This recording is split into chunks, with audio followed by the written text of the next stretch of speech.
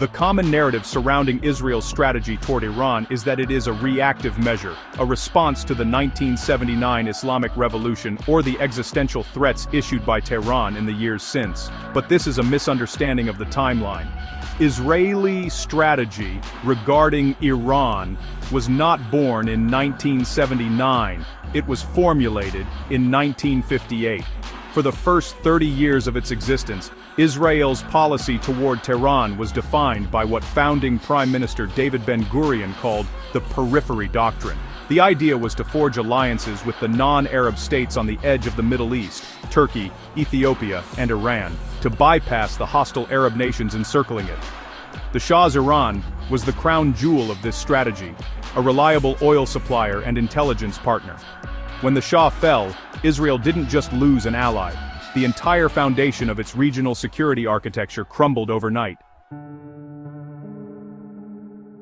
The current strategy of direct strikes and cyber warfare isn't aggression in the traditional sense. It is the reflex of a state that spent decades building a wall of containment, only to watch the keystone of that wall become the spearpoint aimed at its heart. To understand the precision of Israel's current operations, one must understand the depth of the cooperation that came before. In the decades leading up to 1979, the relationship was not merely diplomatic, it was deeply operational. Israeli intelligence, Mossad, helped train the Shah's notorious secret police, Savak. In return, Iran allowed Israel to maintain a diplomatic mission in Tehran, effectively an embassy, at a time when most of the region refused to acknowledge its existence. This was a two-way street of mutual benefit. Iran needed advanced military technology to become the Gulf's dominant power, and Israel needed a strategic partner that could provide it with oil and strategic depth. This partnership meant that Israeli planners and intelligence officers spent decades inside Iran. They learned the terrain, the infrastructure, and the political landscape intimately. When the revolution came, that network evaporated, but the geographical and cultural intelligence did not. It went dormant. This historical intimacy explains the eerie accuracy of Israeli operations inside Iran today, from the Stuxnet virus that targeted specific centrifuges at Natanz in 2010 to the targeted killings of nuclear scientists in the heart of Tehran. Israel is not striking a completely foreign land. They are striking a country they once helped build, which gives their strategy a precision born of familiarity.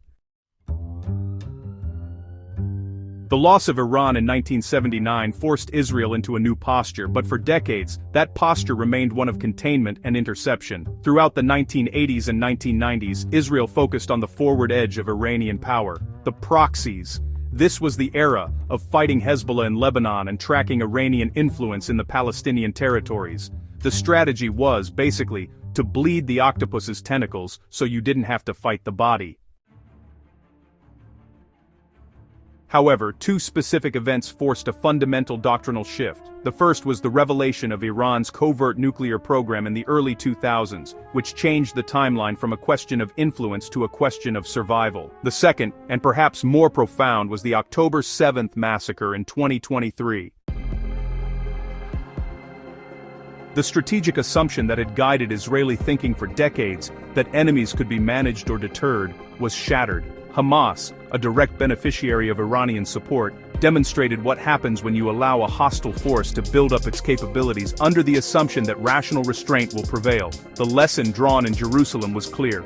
You do not wait for a sworn enemy to achieve a threshold capability, especially when that enemy, Iran, is driven by an ideology that explicitly rejects your right to exist. This brings us to the current Israeli doctrine, which can be defined as preventive degradation. The goal is no longer simply to contain Iran, or to deter it with the threat of retaliation. The events following October 7th convinced Israeli leadership that deterrence had failed.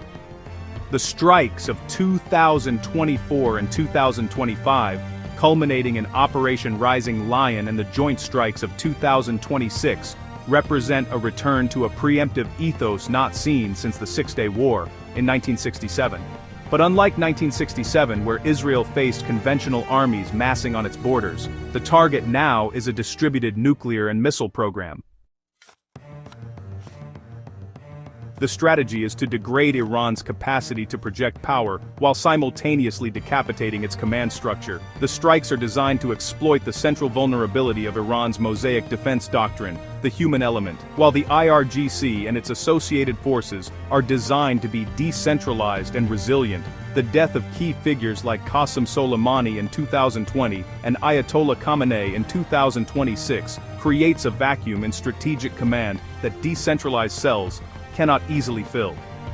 Israel's strategy banks on the idea that you cannot fight a prolonged war of attrition if you do not have a head to coordinate the body's pain. The current trajectory reveals a stark reality. Israel's old strategy relied on having friends on the periphery. Its new strategy relies on ensuring that the core threat never acquires the means to wipe out that periphery entirely. The strike on Shabbat Zakr in late February 2026 was not chosen by accident. It fell on the Sabbath of Remembrance, when Jews read about the biblical Amalek, an enemy bent on destruction. For the Israeli strategist, the lesson is that history does not repeat, but it echoes. You cannot let the enemy arm himself while you hope for the best.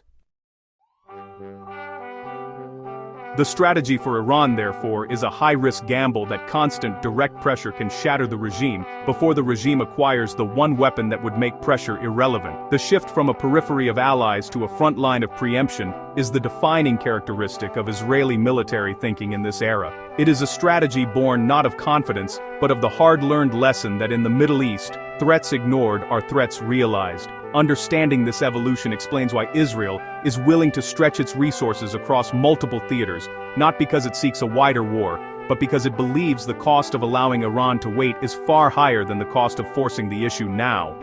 If you value in-depth historical analysis that connects the dots between past alliances and current conflicts, make sure you subscribe to War Machiner and share this video with someone who wants to understand the strategic roots of today's headlines.